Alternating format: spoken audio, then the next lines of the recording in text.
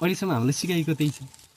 आमाले चाहिँ बच्चा जन्माइन् भनेर भन्छ नि, तर आमाले बच्चा जन्माउनु सक्दैन नि, बच्चाले चाहिँ आमालाई जन्माउँछ। खासै यो चाहिँ आध्यात्मिकको दर्शन पाठ हो। यो सत्य हो।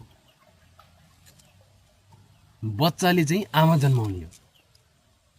यदि त्यो बच्चा भएन भने आमा बन्दैन नि त। ऊ मऱ्यो भने त आमा बन्दैन नि।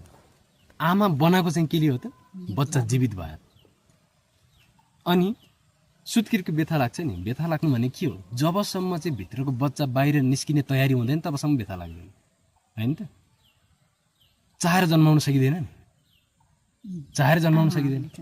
चाहेर जन्माउने भयो त कनेर फ्याटो निकालिदिइहाल्थ्यो, हुँदैन।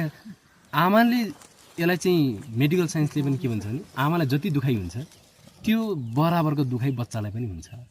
निस्किँदाखेरि आमाको त्यो मूलाधार चक्रमा, पाठेघरको रिङमा चाहिँ बच्चाको सहस्रा चक्र, आज्ञा चक्र, पुरा शरीरको 7 चक्र पेलिएर आउनुपर्छ। हामी सबै पेलिएर निस्केको त्यही भएर हामी चाहिँ अलिकति अध्यात्मको पाटो, ध्यानको अभ्यासहरू गऱ्यो भने छिटो लाग्छ। टाउको सेप पनि मिलेछ हाम्रो। अहिलेको बच्चाहरूको सबै घन्टा हो, माथिबाट निकालेपछि पेलिएर निस्किनुपर्छ नि त। त्यहाँबाट घन्टाको चेप्टो पर्याएर लामोवाला अनि यो यता थ्याचिएको त्यस्तो छन्। मैले देखाएको छु त्यो एकदम सही भन्नु।